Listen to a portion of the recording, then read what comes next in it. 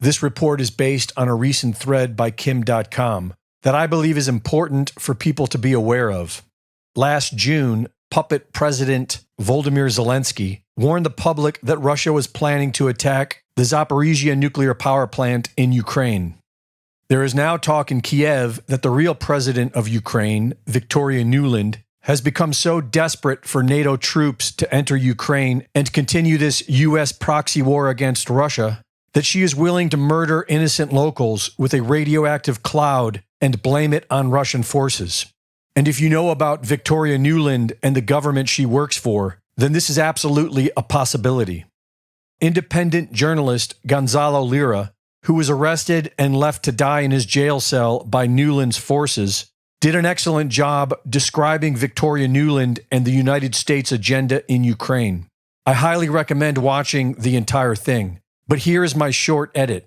Victoria Nuland is carrying out a policy which is very, very, very simple. The American goal, foreign policy goal, is to have a weak and preferably divided Russia, a Russia like the good old days in the 90s.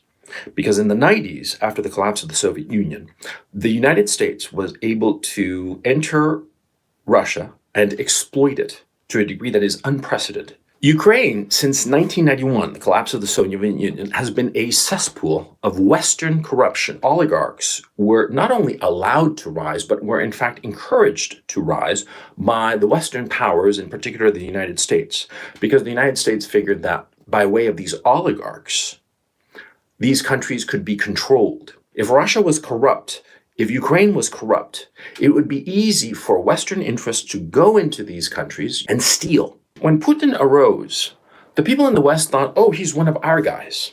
But what they discovered, to their dismay, was that when Putin took power in roughly 1999, he cut a deal with his oligarchs. You stay out of politics and I'll stay out of your grift. But what happened was that slowly over the years, Putin started edging out the oligarchs. And even as he put in his own oligarchs, he started making those oligarchs smaller and weaker, which is what he's been doing for the past 23 years.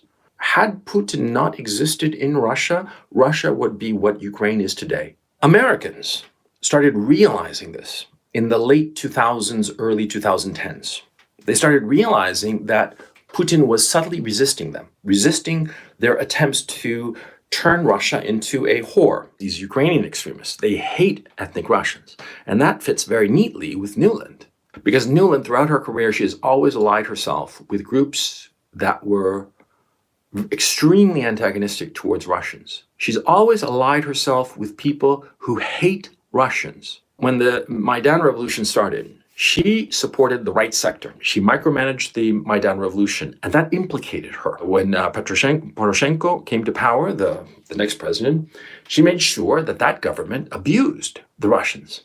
And of course, she made sure that the Ukrainian army started getting seriously supplied with weapons, and she used that Ukrainian army, and she micromanaged this, to attack the Donbass.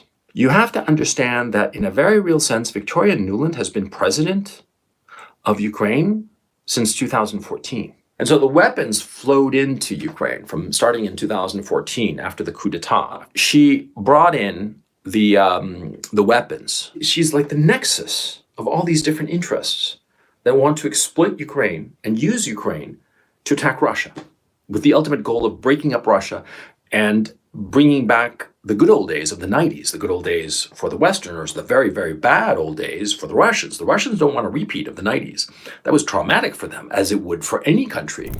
Word on the street is that the current commander-in-chief of Ukrainian forces isn't up for the task of attacking their own nuclear power plant. And so Nuland is looking to replace him with Budanov, who will become the next Zelensky if he commits this war crime for the U.S. State Department. If these rumors are being considered by Russia, you can expect a major push to take control of Ukraine before it's too late. Greg Reese reporting.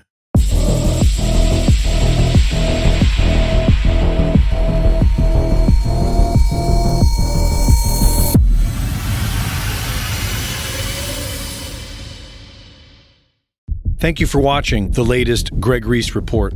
Be sure to go to reesereport.com to see my latest videos, sign up for my free newsletter, and subscribe for exclusive content.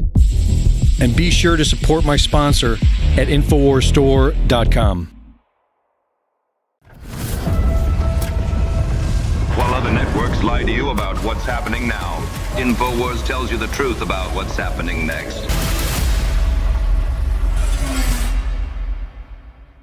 Cellular damage from a type of free radical known as reactive oxygen species can cause decreased cellular function. DNA Force Plus contains what are believed to be the most beneficial ingredients to remedy this.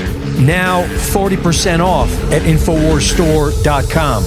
The main ingredient in the Real Red Pill Plus is pregnenolone, which occurs naturally in our body but decreases with age. Low levels of pregnenolone are associated with fatigue and low brain function. The Real Red Pill Plus is also full of essential trace minerals to synergistically support optimal cognitive function. Now 40% off at InfoWarsStore.com. Get them both today at 50% off. The supercharged special. Support your health and support the InfoWar at InfoWarsStore.com.